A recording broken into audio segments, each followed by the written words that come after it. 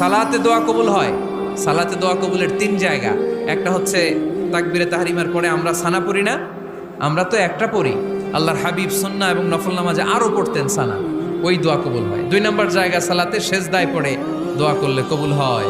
আকরাবু মা ইয়াকুনুল আবদু মির রাব্বিহি ওয়া হুয়া সাজিদ ফাকসিরু ফীহি দুআ।